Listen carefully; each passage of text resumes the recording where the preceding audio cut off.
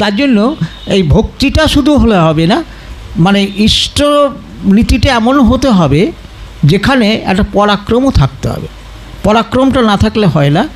পরাক্রমটা যেরকম ঠাকুর সুন্দর বলছেন একটা জায়গায় যে একটা গাভী মানে গরু গোমাতা সে কিন্তু খুব শান্ত থাকে, তাকে আদর করো সে ঠিক থাকবে। কিন্তু তার যে মানে বৎস বা বাছুর তাকেও আদর করো সে কিন্তু মেনে নেবে, সে মাথা নাড়বে। কিন্তু যদি সেই শান্ত গরু অশান্ত হয়, তার বাচ্চাটাকে তুমি যদি কোনো কারণে ক্ষতি করতে যাও, সে কিন্তু শিং দিয়ে তেড়ে গোতাতে আসবে। তার জন্য ঠাকুর বলছেন সে অসৎ নিরোধী তৎপর ভালো মানুষের একটা লক্ষণ। তো অসৎ নিরোধী আমাদের এই শরীরের মধ্যেও আছে। ঠাকুর আমাদের যদি একটা মশা কামড়ায় তখন একটা হাত সঙ্গে সঙ্গে তাকে নিরোধ করার চেষ্টা করে। তাই অসৎ নিরোধী তৎপরতা ধর্মের একটা অঙ্গ। আর তার জন্যই জাতীয় জীবনে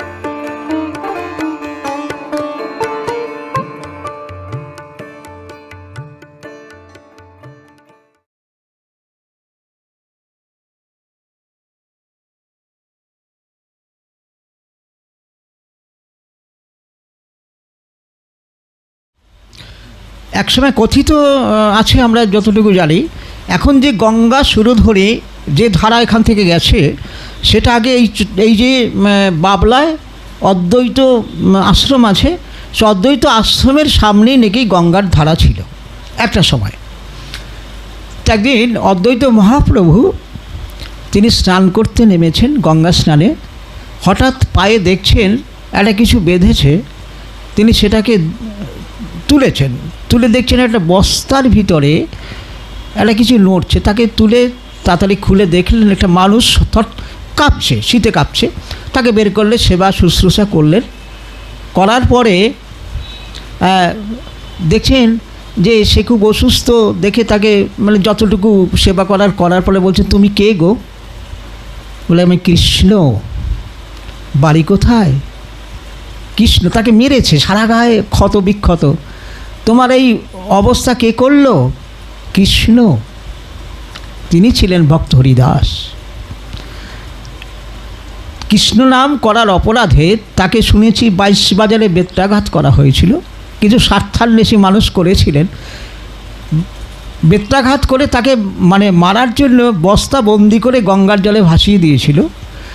আর সেটা এই শান্তিপুরের ঘাটে আজকে অদ্বৈত গোস্বামীর চরণ স্পর্শে সে জীবিত হয়েছিল। এটা ঘটনা এগুলো। এই যে ভক্ত যে কত বড় হতে পারে, তার চাহিদা কি সুন্দর তিনি বলছেন, আমার চাহিদা কৃষ্ণ। তাহলে পুরুষোত্তমকে চাইছেন, আর কিচ্ছু চাইছেন না। তোমাকে কে মেরেছে কোনো অনুযোগ নেই, কিচ্ছু নেই। কৃষ্ণ বলছে আমার সারা জীবনের যা কিছু চাওয়া পাওয়া, ক্ষতি বৃদ্ধি যা কিছু হচ্ছে সবটাই ওই পরম পুরুষ কৃষ্ণের জন্য হচ্ছে। এই যে ভক্তিভাব, এই ভাবটা একান্ত প্রয়োজন আছে সাধারণভাবে। তার জন্য এই ভক্তিটা শুধু হলে হবে না, মানে ইষ্ট নীতিটা এমন হতে হবে যেখানে একটা পরাক্রমও থাকতে হবে।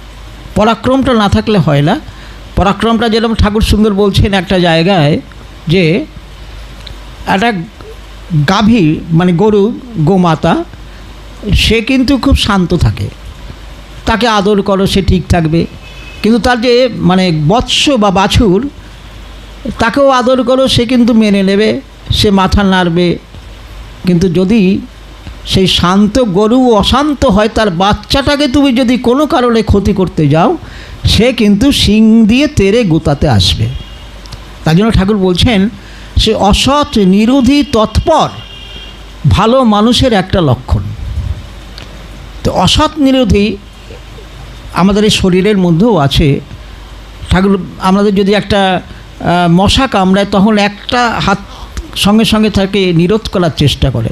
তাই অসৎ নিরোধী তৎপরতা ধর্মের একটা অঙ্গ। আর তার জন্যই জাতীয় জীবনে পঞ্চদশী ঠাকুর যেটা বললেন, তার সঙ্গে আমরা যেটা করি পঞ্চবর্হী একটা নীতি, 5টা নীতি, সপ্তার্চির 7টা নীতি, আর জাতীয় জীবনে পঞ্চদশী এটা হচ্ছে দীক্ষিত অদীক্ষিত নয়, প্রতিটি মানুষের জন্য আবশ্যিকভাবে পালনীয় নিয়ম। আমাদের এই জিনিসটাকে একটু যদি আমরা প্রচার করতে পারি তাহলে হবে কি, এই যে বর্তমান একটা টালমাটাল অবস্থা চলছে ঘরে বাইরে দেশে বিদেশে, খুবই অবস্থা খারাপ, মাঝে মাঝেই আমরা দেখতে পাই। তো এই যে আগ্রাসন সেটাও তো মানুষ করছে, আজকে এই যে অপরাধ যারা করছে তাও তো মানুষ করছে। তাহলে সেই কেন করছে? সবাই তো করছে না। আমরা যারা যারা ইষ্ট পথে চলেন, মঙ্গলের পথে চলেন, তারা কি করেন? তারা কিন্তু সবাইকে ভালোবাসেন। কেন ভালোবাসেন? সেটাও বৈষ্ণবীয় কথা আছে।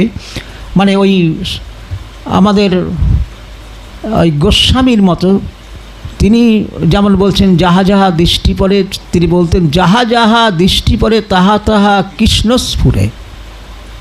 এই যে ভাবটা, এই ভাবটা ছিল হরিদাস গোস্বামীর। তাহলে এই ভাবটা আমাদের সকলের জন্য বৈষ্ণবীয় মতে আছে, যাহা যাহা দৃষ্টি পড়ে তাহা তাহা কৃষ্ণ স্ফুরে। ঠাকুরও সেটা বলছেন, যাহা যাহা দৃষ্টি পড়ে তাহা তাহা ইষ্ট স্ফুরে। আর এইখানটায় আর একটা সুন্দর বৈষ্ণবীয় ভাব আছে, আত্মেন্দ্রিয় প্রীতি ইচ্ছা তারে বলে কাম, আর ইষ্টেন্দ্রিয় মানে কৃষ্ণেন্দ্রিয়ের প্রীতি ইচ্ছা ধরে প্রেম ও নাম। এইটা প্রচার করেছিলেন চৈতন্য মহাপ্রভু। মানে সবাইকে ভালোবাসার কথা, সবাইকে শ্রদ্ধা করার কথা, সবাইকে পোষণ করার কথা। এই ভাবটা আছে বলে এখনও জগৎটা টিকে আছে। কিন্তু যারা এই ভাবের ভাবই নয়, তারা কি করে? হিংসার পথে চলছে। আর হিংসার পথে চলছে বলেই জগৎটা হিংসার পথে নানাভাবে হিংসিত হচ্ছে। হিংসার কারণটা কি? হিংসার কারণ হচ্ছে যারা প্রবৃত্তি প্রেমী, দীক্ষা গ্রহণ করলে হয় কি, তারা ইষ্টপ্রেমী হয়, তারা সবাইকে ভালোবাসে। আর প্রবৃত্তি প্রেমী যারা, তারা কি করে? অহংকার থাকে। আর অহংকার থাকার জন্য কি করে? অহংকার থেকে আসক্তি আসে, আসক্তি থেকে কামনা আসে, কামনা থেকে ক্রোধ আসে, ক্রোধ থেকে হিংসা আসে। আর হিংসার পরিণতি হচ্ছে অকাল মৃত্যু। আজকে যেগুলো করছে সব হিংসা থেকে করছে। আর এখান থেকে এটা নিরোধ করার জন্য ঠাকুর সুন্দরভাবে বললেন ভক্তির কথা। তাহলে সে ভক্তিটা কেমন হবে? দীক্ষা নিলে ভক্তিটা হয়। সতে সংযুক্ত থাকা, নিরবিচ্ছিন্নভাবে সংযুক্ত থাকার চেষ্টার নাম ভক্তি। আর সেই ভক্তি আমাদের জ্ঞান এনে দেয়।